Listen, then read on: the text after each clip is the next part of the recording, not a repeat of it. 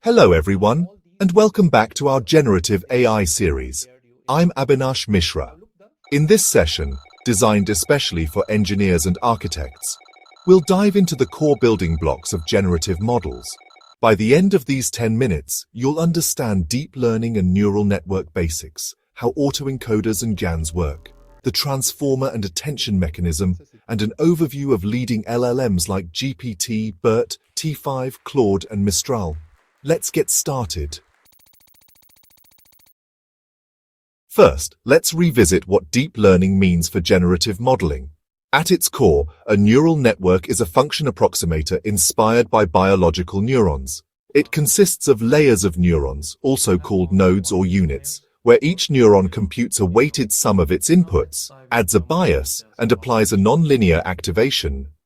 Neurons and layers input layer receives raw data, images, text tokens, or numerical features. Hidden layers. Each layer transforms the output of the previous layer through weights, biases, and activation functions, like ReLU. With multiple hidden layers, the network becomes deep, enabling it to learn complex patterns. Output layer produces predictions or generates new data representations. Forward. Past data flows from input to output. Each neuron in a given layer computes a weighted sum of its inputs, adds a bias, and applies a nonlinear activation function, such as ReLU. Backward pass, backpropagation. We define a loss function, often reconstruction loss or adversarial loss for generative tasks, and compute gradients of the loss with respect to each weight. An optimizer like Adam uses these gradients to update weights iteratively, minimizing the loss. Why depth matters. Shallow networks with one or two layers can only learn simple patterns, like linear or basic nonlinear ones. Deep networks with 5, 10 or more layers learn hierarchical features. Early layers capture low-level features, like edges in images or simple word patterns in text, while deeper layers capture high-level abstractions, like object parts or semantic meaning. As engineers and architects designing AI systems, remember, the depth and width of networks let you balance model capacity against computational cost. More layers often mean better representation power, but also longer training times and higher memory usage. Next, we'll explore two foundational generative architectures, autoencoders and GANs. Both learn to generate new samples, but their approaches differ significantly. Autoencoders. An autoencoder has two main parts. Encoder compresses input into a lower dimensional latent vector. Decoder reconstructs an approximation from the latent vector. If the input is an image of a certain size, the encoder might reduce it to a vector of a much smaller size. Training objective.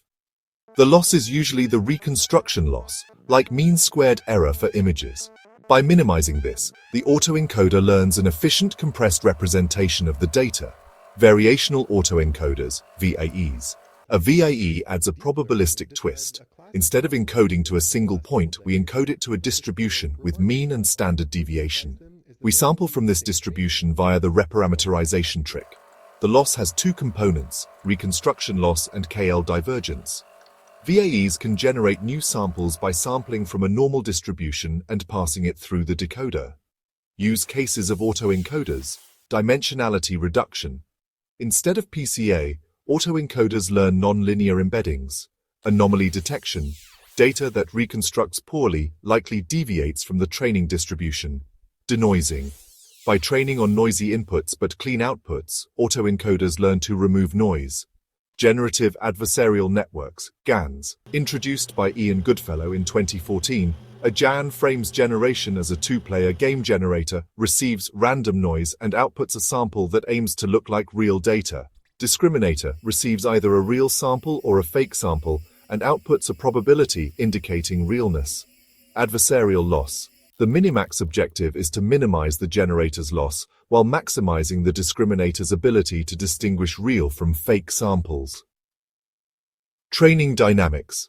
Ideally, the discriminator becomes an expert at distinguishing real versus fake, and the generator becomes an expert at fooling the discriminator. At equilibrium, the discriminator's output is 50% for both real and fake samples. Challenges of GANs mode collapse.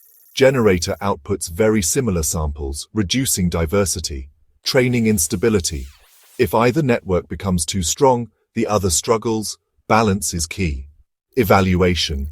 Unlike VAEs, GANs lack a clear likelihood metric. We often rely on visual inspection or metrics like FID. As you design generative pipelines, consider whether reconstruction quality or photorealism matters more. Each has trade-offs in stability, interpretability, and visual fidelity. Now let's move to the architecture that revolutionized generative modeling, the transformer, introduced in 2017. Its key innovation is the self-attention mechanism, which replaces older recurrent neural networks, or RNs, and LSTMs for sequence modeling. Unlike RNs that process tokens one at a time, transformers process all tokens in parallel. This dramatically speeds up training on GPUs and TPUs.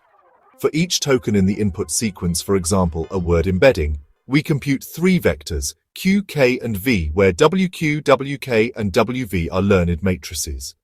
The attention weight between token I and token J is computed by dividing the dot product of Chi and Kj by the square root of dk, and then normalizing across all tokens. The output for token Y is a weighted sum of the values, and in multi-head attention, we have several sets of WQ, WK, and WV. Each head attends in its own subspace, captures different relationships, then we concatenate the head outputs and apply a final linear transform. Each transformer layer consists of a multi-head self-attention sublayer, where for each head we compute Q, K, and V, and the attention output. We then concatenate all heads and apply a final linear layer, WO. We add the original input to the sublayer's output and apply layer normalization. Residual connections help gradients flow and stabilize training. The position-wise feed-forward sublayer is a two-layer, fully connected network applied independently to each position, followed by another residual connection and layer norm. Since attention itself doesn't encode order, we add positional encodings to token embeddings before the first layer. This gives each position a unique signature that the network can learn to interpret. In summary, self-attention lets each token dynamically weigh every other token at each layer. This gives transformers the power to model long-range dependencies in a single pass, crucial for language, images, and many other domains. Now that we understand transformers, let's look at popular large language models, or LLMs, and how they differ. We'll cover GPT, BERT, T5, Claude, and Mistral. GPT stands for Generative Pre-trained Transformer. It uses an autoregressive transformer decoder to predict the next token, trained on massive web corpora, books, and articles. Use cases include text generation, code completion, and chatbots. Variants range from GPT-1 with 117 million parameters to GPT-4, likely over 500 billion parameters. BERT, or bidirectional encoder representations from transformers, uses a bidirectional transformer encoder. Its objective is masked language modeling, where it randomly masks 15% of tokens and predicts them given both left and right context. Use cases include text classification, question answering, and token-level tasks. Variants include BERT base and BERT large. T5, or text-to-text transfer transformer, uses an encoder-decoder transformer architecture. It converts every task into a text-to-text format, making it highly flexible for various NLP tasks.